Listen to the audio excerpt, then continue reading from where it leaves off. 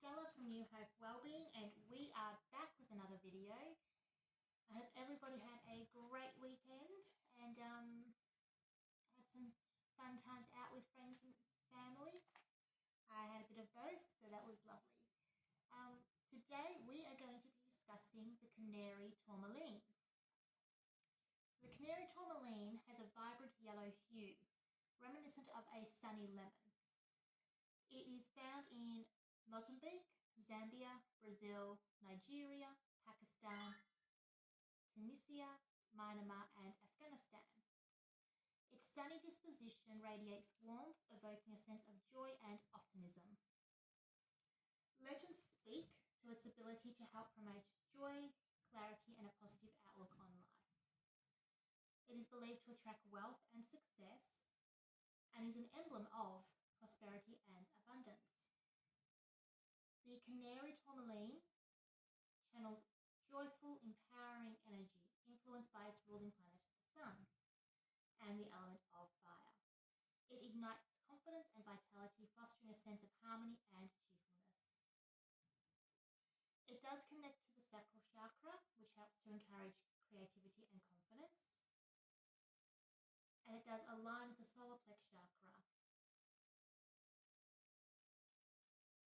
which helps with mental clarity and decisiveness. The Canary Tourmaline is associated with health and vigour due to its relationship to the solar plex chakra and fire. It helps promote, as I said earlier, mental clarity and personal growth, and inspiring confidence and personal power.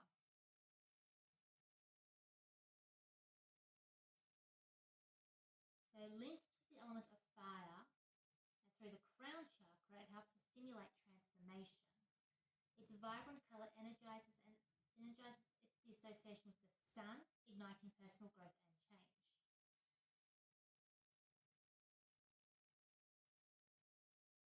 Now, Canary Tourmaline can help to facilitate angelic connections